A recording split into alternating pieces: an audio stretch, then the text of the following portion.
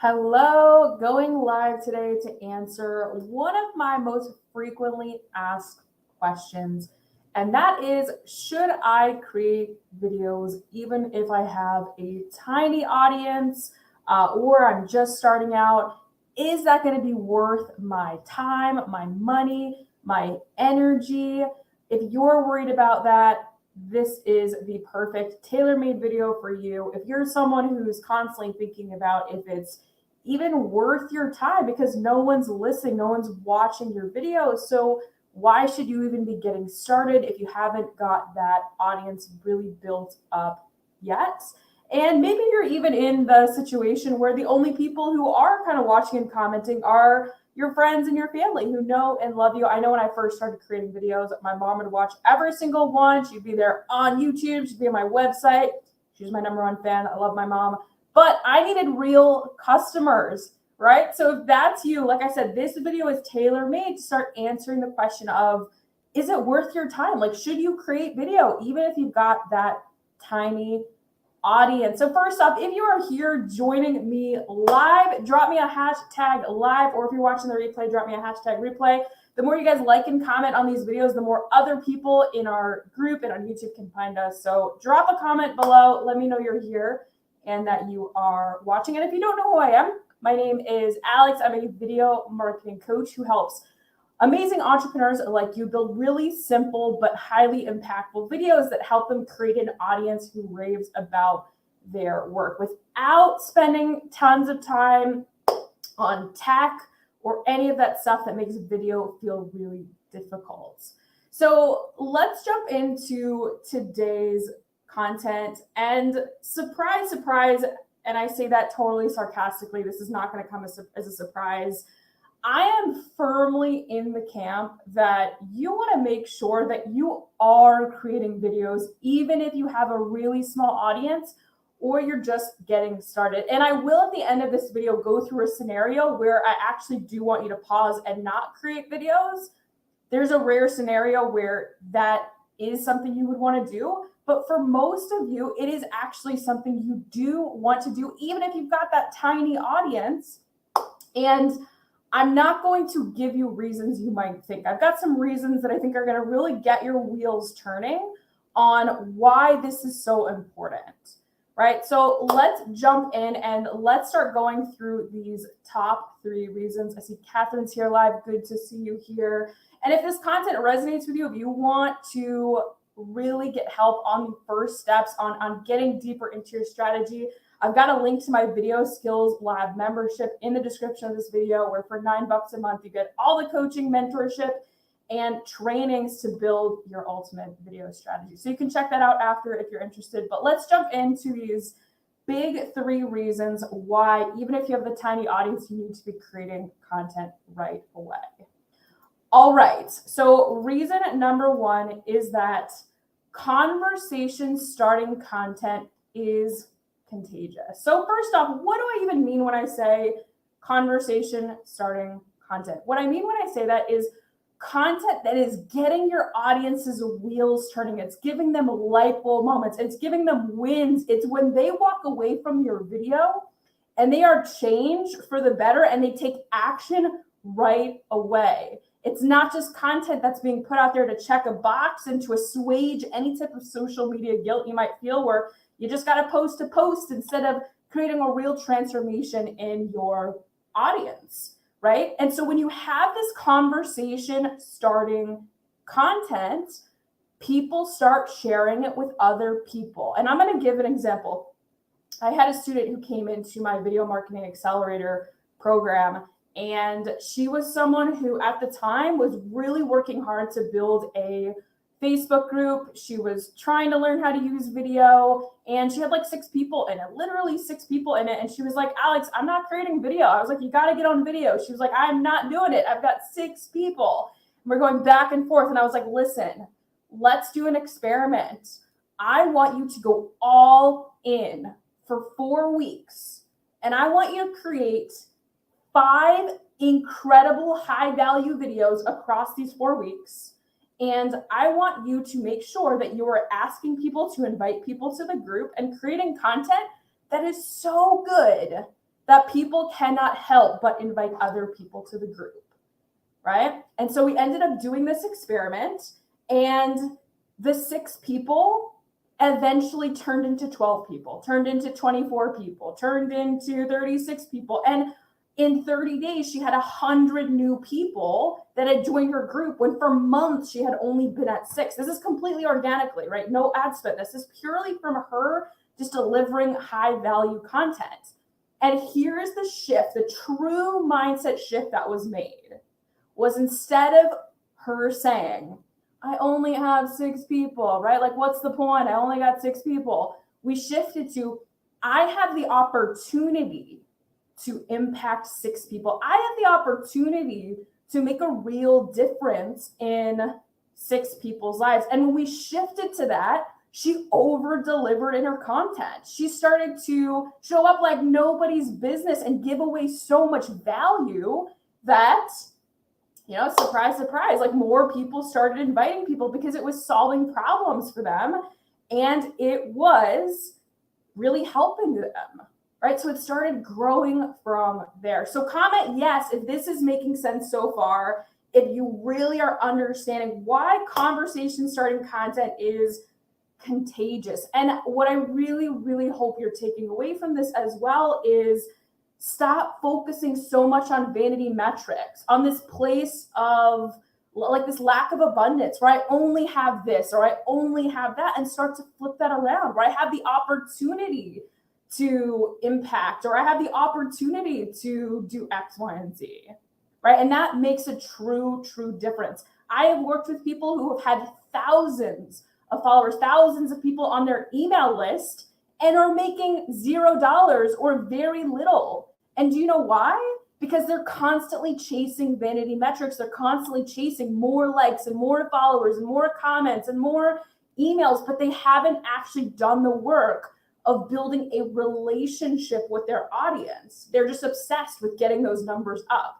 And those numbers do not mean anything. So like I said, I know people who have thousands of followers that are making very little money. And I know people who have very modest email lists and are doing quite well for themselves. So I hope the point you're getting is, focus on building those relationships, create content that is so good it's contagious, and don't come from that lack of abundance. Instead, come from a place of seeing everything as an opportunity. So I see Chris is here saying yes, Catherine saying yes. Awesome. Love it. We are going to move on to point number 2. So again, we're talking about why you should start creating ASAP, even if you've got a tiny audience. So again, number 1, we talked about conversation starting content is contagious. Number 2 is work with your future audience in mind.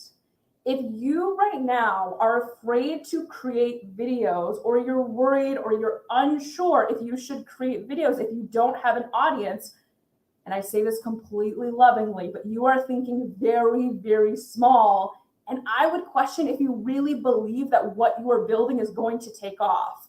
If you believed that you were about to have thousands of new leads come in, would you have any hesitation creating video? No. Right? Because you have all these people coming in. But if you don't believe all these new people are about to come in, if you don't believe you're capable of bringing new leads in, of course you're not going to do it, because you're like, this isn't worth my time. It's never going to happen. Right? So you are playing small. Like, I know you're playing small if you are having those kind of thoughts that are going into your head. And again, I say this lovingly. And I had these same feelings when I first started online. You guys know when I started online, I was a leadership coach, right? I went from, leadership coaching in the fitness industry to leadership coaching to a much wider range of people online. And I had the same fear where I was like, is this worth my time? Like, I don't know, like there's not enough people that are watching. I'm not getting enough attention. And I was like, screw it. Here's how I'm going to think about it instead. I'm going to stop playing small. And I'm not just going to think about my audience now. I'm not going to think about the 100 people that are in my Facebook group now. Instead, I am going to think about all of the thousands of people that are coming. And I know they're coming. I was like, I have this deep belief. I know it's going to happen. And so I wasn't like, I'm just creating for now. I'm creating to build a library of content. I'm creating to build a database of content. And here's the thing. As I started to bring new people in, they had frequently asked questions, right? We had conversations on things, and I was able to tag people in those videos. I was able to have people go into those videos, and everything was ready. So I was building massive trust with people even faster because those videos were ready. Hey, Deborah, it's good to have you here. So I hope this is really resonating with you and like really making good sense to you. But remember, like, I don't want you to just work in the moment. I want you to think bigger. And if you truly believe your business is going to be a success and you believe you're going to have hundreds or thousands of people over the next few years coming in and watching your content because you're going to relentlessly take action, there would be no hesitation to get on camera. There would be no hesitation to get on video if your objection was, oh, I have a small audience, right? You don't really believe it's going to be a success. And again, I say this completely with love. So I want you to focus on building a database, building a library of content, working for a future audience that you know in your heart of hearts, you believe 100% is going to happen. And it's not just toxic positivity where you're telling yourself it's going to happen and manifesting all that BS, and it doesn't. It's happening because you're taking action every day. And good content is contagious, right? So I hope this is resonating. Comment below. Let me know in the chat, like, what has been your biggest learning so far?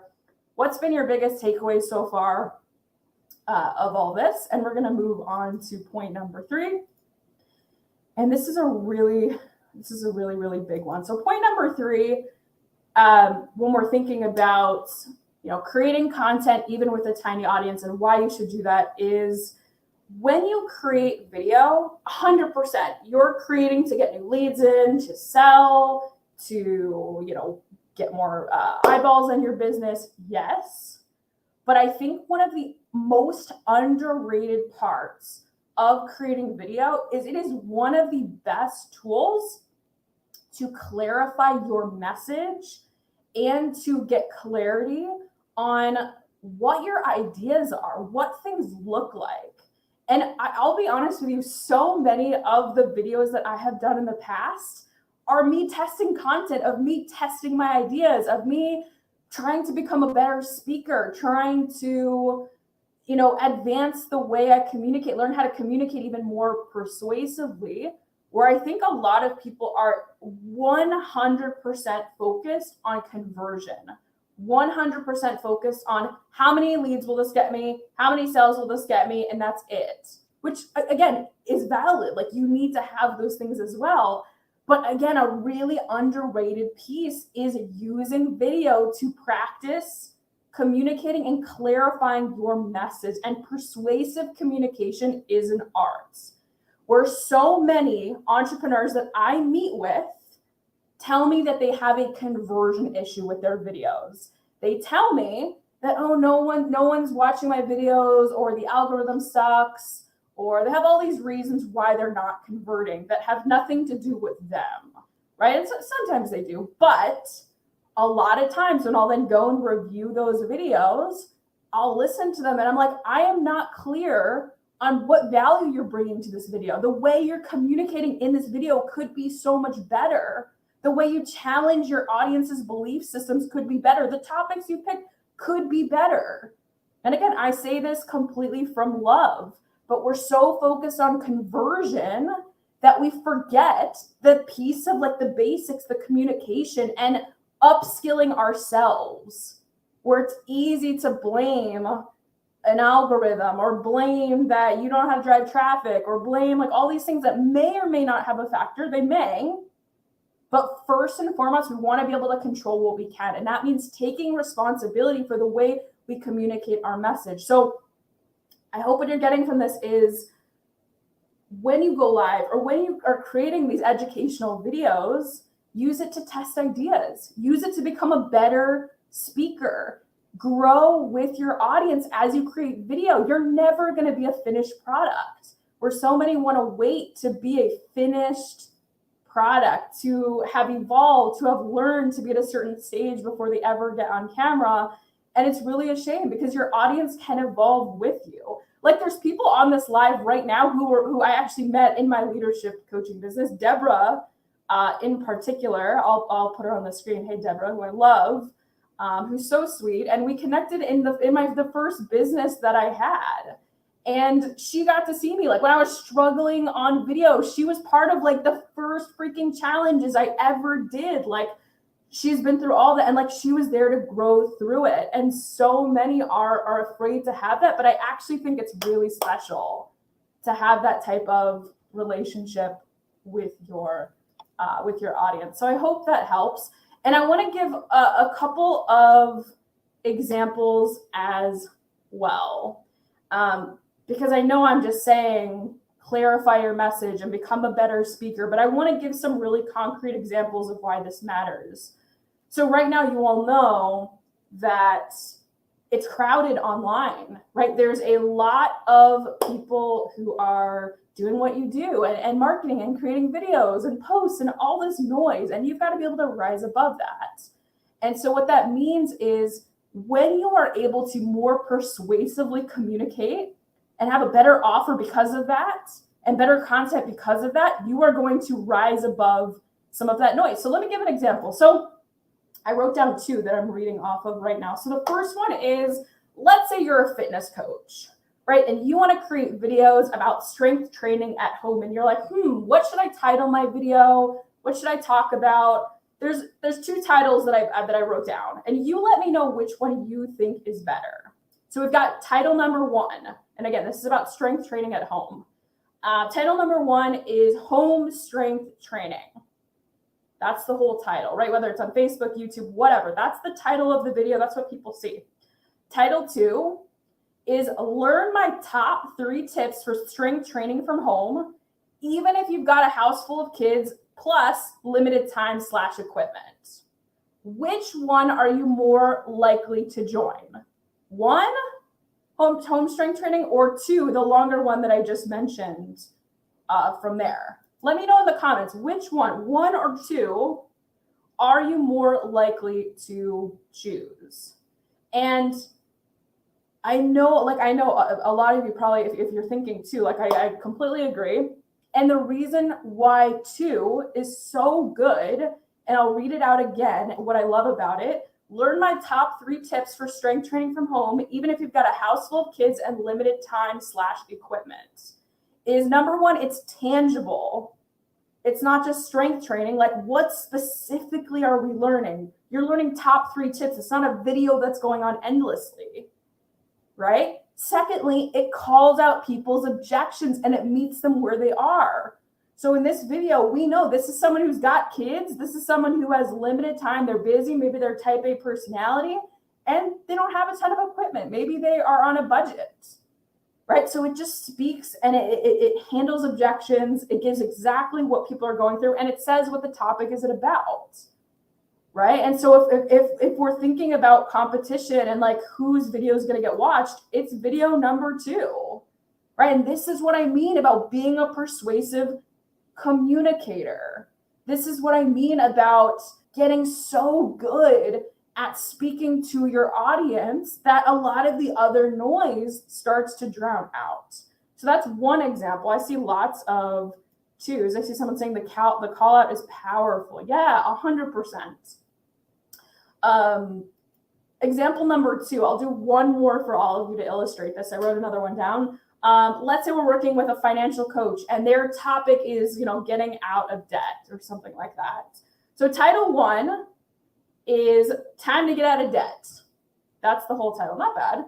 Title 2 is student loan debt, mortgages, gas prices. Oh my, 3 ways to dig yourself out of debt in 2022, even if you feel like you've tried everything, right? So again, let me know, 1 or 2, which one is going to be more powerful? Which video is going to be, the video that gets picked of the 2? If those 2 are competing with one another. And I'll read out, because again, I think it's fairly obvious that it's probably going to be number 2.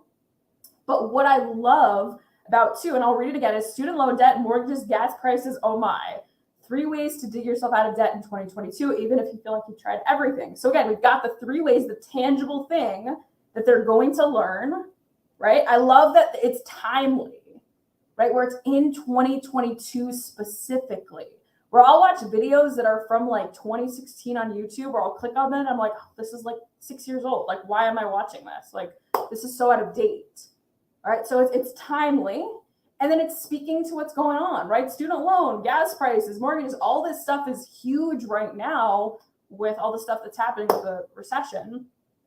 But that's what's going to grab people's attention, right? So I hope that this is really like giving you all some good light bulb moments on why I'm saying you need to become a better speaker. You need to become a better communicator.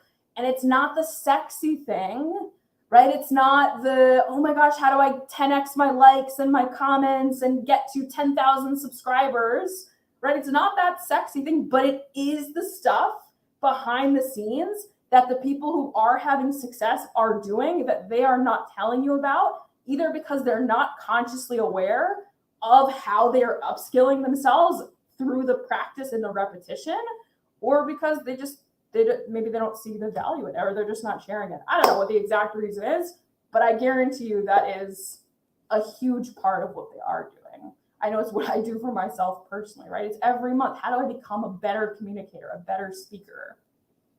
Okay, awesome. So I hope so far you're getting so much value out of this video so far. Let me know what your takeaways have been.